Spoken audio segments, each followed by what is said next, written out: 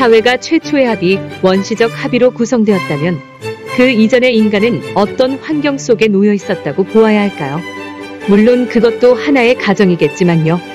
사회계약론에서는 국가가 없는 상태를 자연상태라고 하는데, 이곳에서는 누구도 영구히 다른 사람을 지배할 수 있을 만큼 강하지 않으므로 각자는 서로에 대하여 평등을 누릴 것으로 전제됩니다.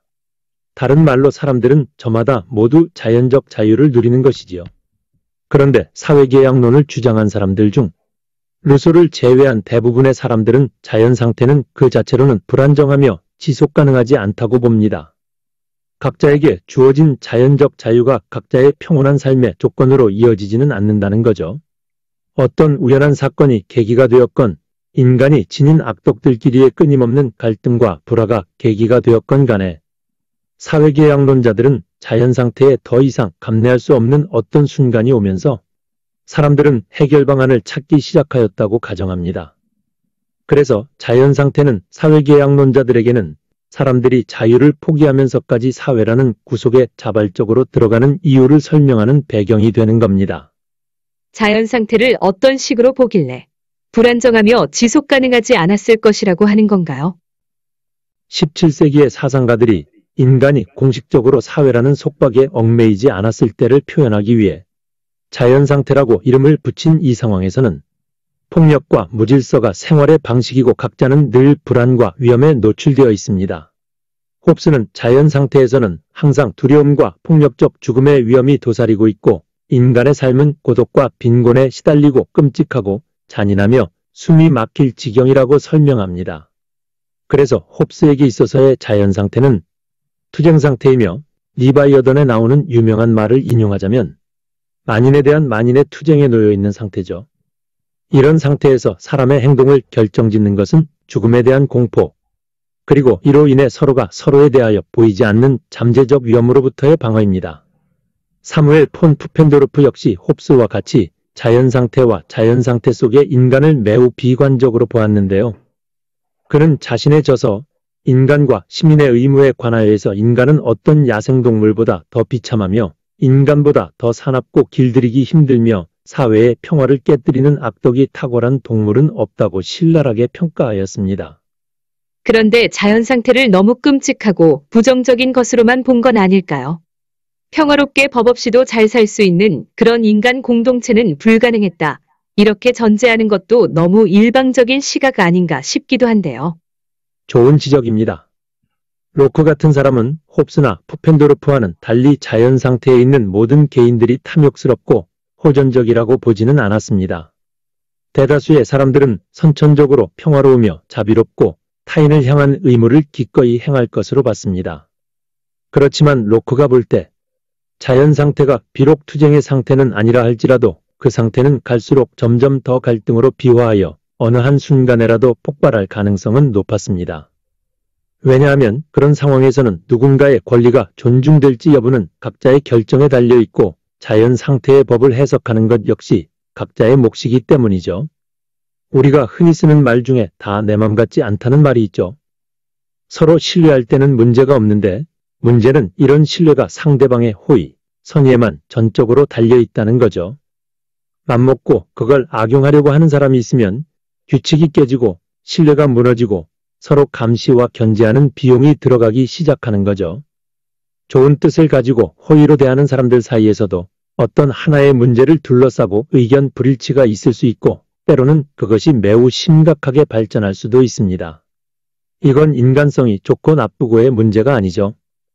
따라서 개인 입장에서는 자신의 권리가 위험에 처해져 있는지, 그리고 다른 사람들에 대한 의무가 무엇인지 결정함에 있어 따라야 할 통일된 하나의 기준, 그리고 의견 불일치를 중재할 공정한 심판자를 필요로 하게 됩니다. 결론적으로는 자연 상태 속의 인간을 그렇게 부정적으로만 보지 않았던 로크도 그런 상태는 지속 가능하지 않다는 판단을 한 겁니다. 로크 말고 자연 상태를 보다 긍정적으로 본 사람은 없나요? 루소는 로크보다 자연 상태를 아주 긍정적으로 봅니다. 그는 자연 상태 속에 있던 인간들이 알 수 없는 어떤 재앙이나 사건들로 인해 서로 접촉하고 연결되었다고 합니다. 루소는 그런 일이 없었다면 인간은 영구히 동물들의 상태와 같이 머물러 있을 수도 있었을 것으로 봅니다. 루소는 자연 상태를 굳이 투쟁의 장소로 상상할 필요가 없으며 갈등이란 사회를 만든 후에 오는 것이지 그 전에 있었던 것이 아니라면서 홉스식으로 자연 상태를 바라보는 것에 반대하죠. 그러니까 원시적 합의를 통해 공동체를 만들지 못하였다 하더라도 루소에게 있어 자연 상태란 동물적 상태이긴 하지만 홉스나 푸펜도르프의 자연보다는 덜 끔찍한 곳이고 그럭저럭 살 수는 있는 여건이다. 이렇게 보았습니다. 이런 입장은 칸트도 비슷합니다. 그는 자연적 상태는 비록 항구적인 법률의 존재, 그리고 그에 대한 위반은 하나의 승인된 권위에 의하여 처벌되는 것을 특징으로 하는 시민 상태까지는 아니라 하더라도 사회적 상태일 수는 있다고 합니다. 자연 상태에서 원시적 합의. 지난번 말씀하셨던 법 아래로 들어오기로 한 합의가 필연적이라는 데는 다 동의하지 않는다 하더라도 적어도 사회계약 이후의 사회가 그 전의 상태보다는 낫다, 더 안전하고 평화롭다고 보는 것에는 견해가 일치하는 것 같습니다. 이런 공통적 시각하에서 자연 상태를 정리하자면 어떻게 설명이 될까요? 자연 상태에서 사람들이 자기가 원하는 것을 그만두도록 만드는 것은 일단 힘과 기회입니다. 기회가 주어지고 그걸 할 수 있는 힘이 허용되는 한 인간은 최대한 자신의 욕망을 채우려 들 것입니다. 특히 홉스는 사람을 전적으로 혹은 대부분의 경우 이기적이며 크고 멀리 있는 이익보다는 즉각적이며 작은 이익에 마음이 동하는 근시안을 갖고 있고 맹목적 열정을 쫓는 존재로 보았습니다. 법이나 계약을 강제하는 어떠한 권위도 존재하지 않을 때 실존적인 인간이 필연적으로 취하게 되는 행동 방식은 할 수 있는 데까지 자신을 위해서 한다는 것이죠. 따라서 이런 상태에서는 다른 사람들보다 우월한 권력을 갖기 위한 투쟁이 불가피합니다.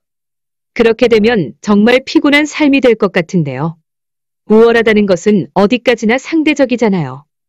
센 사람이 있으면 더 센 사람이 있고 더 센 사람 뒤엔 정말 센 사람이 있고 정말 센 놈도 언제 뒤통수 맞을지 모르고 그래서 이 피곤한 생존 방식을 바꾸자고 해서 합의를 했다는 거군요. 바로 그런 겁니다.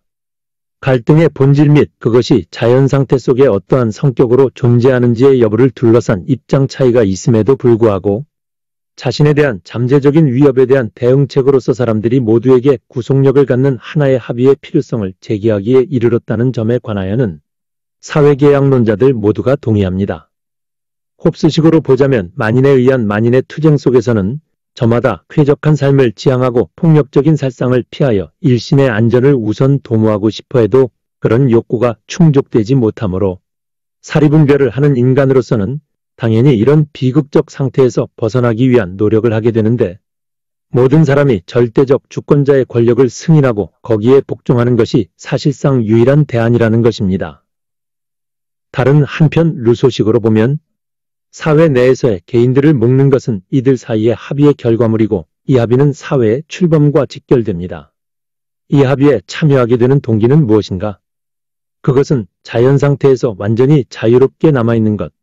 그러나 보다 현실적으로 말하면 홀로 방치되어 있는 것보다는 공동체에 들어감으로써 법에 따라 자유를 제한받는 것에서 오는 이점, 장점을 비교해보니 그게 더 낫더라는 겁니다. 계산한 거죠.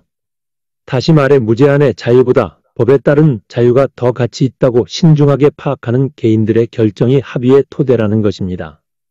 말씀하신 걸 보면 자연 상태에 있는 사람들은 악한지 착한지는 보는 시각에 따라 좀 다를 수 있지만 자기를 위해 무엇이 좋다, 무엇을 주고 무엇을 얻기를 바란다.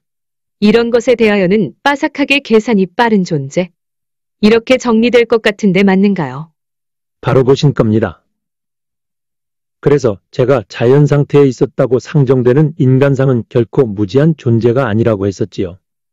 오히려 사회계약론은 공동체 전체의 이익을 인지할 수 있는 이성적 개인을 전제합니다. 이성적 추론이 가능한 인간, 자기 의사결정의 의미를 알고 그 결과를 받아들이고 책임을 질 줄 아는 인간상이라는 것이 바로 그겁니다. 그런데 그런 합리적 인간들이 기대했던 것은 정말 뭐였을까요? 어느 특정 시점에 이르러 권력을 한정점에 모은 정체하에서 함께 살아가기로 약속한 개인들이 분명히 기대한 것이 있었겠지요. 자연 상태에서 누리던 평등함과 자유를 스스로 양도하면서까지 원했던 건 바로 공적 규칙의 집행 책임을 지고 있는 정부를 따를 때 그 정부가 비록 자신들을 제한하긴 하지만 그 대신 보호는 제공해 줄 것이라는 기대입니다. 권력의 정당성을 판단하는 매우 중요한 기준이 되는 거죠. 권력의 정통성, 권력의 한계에 대한 질문, 이에 대한 지적 응답이 사회계약론이었다는 것은 이런 맥락에서도 이해될 수 있는 것입니다. 자연 상태를 어떠한 관점으로 보건 간에 이제 자연 상태에 있던 인간들은 완전히 자발적으로 하나의 공동 통치 체제를 마련하고 거기에 복속하기로 하는 합의를 했다는 것이잖아요. 그럼 계약이란 본질로 돌아가면 계약은 항상 주고받는 것을 그 속성으로 하는데 받을 것, 기대하는 바가 있어서 자연 상태에서 누리고 있던 자유와 평등을 내놓았다고 보는 게 맞을 텐데. 그럼 반대로 뭘 얻으려고 했는가? 여기에 대해서도 사람마다 설명은 조금씩 다를 것 같은데요. 그렇습니다.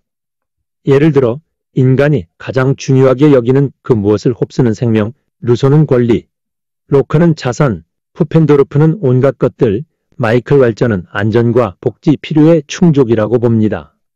좀 더 구체적으로 볼까요?